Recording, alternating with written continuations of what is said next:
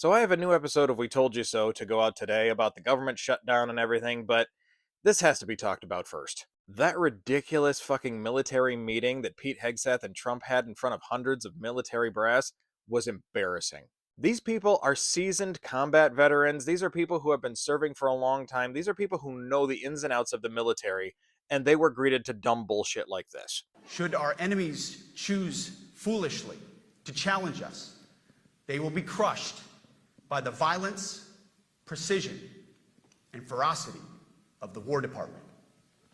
In other words, to our enemies, F-A-F-O. Again, fucking embarrassing.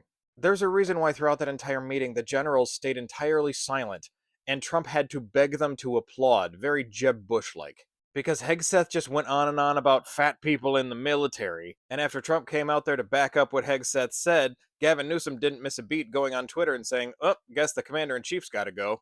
So the military brass had to sit there and embarrassingly listen to a Fox News pundit try and tell them all about alpha male culture. So if that wasn't bad enough, then Trump got up there and just basically had a brain meltdown.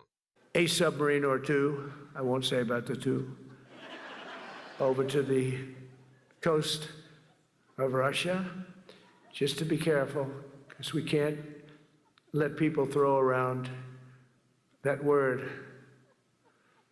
I call it the N word.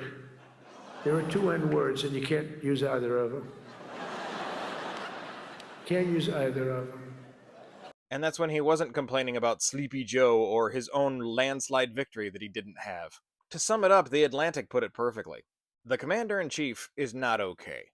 Because like I said, Trump rambled on for over an hour to dead silence even after begging for them to applaud for him, which most likely left a lot of these seasoned generals leaving the auditorium thinking, what the hell is wrong with the commander-in-chief? He tried making it sound like a campaign rally full of his old grievances and bullshit, which the top military generals do not give a shit about.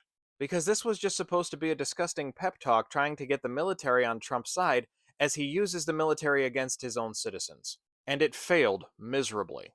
Because this was just the military version of that UN meeting, which led a diplomat to message somebody from the Washington Post and say, "This man is stark raving mad. Do Americans not see how embarrassing this is?" The sad thing is that yes, most of us do.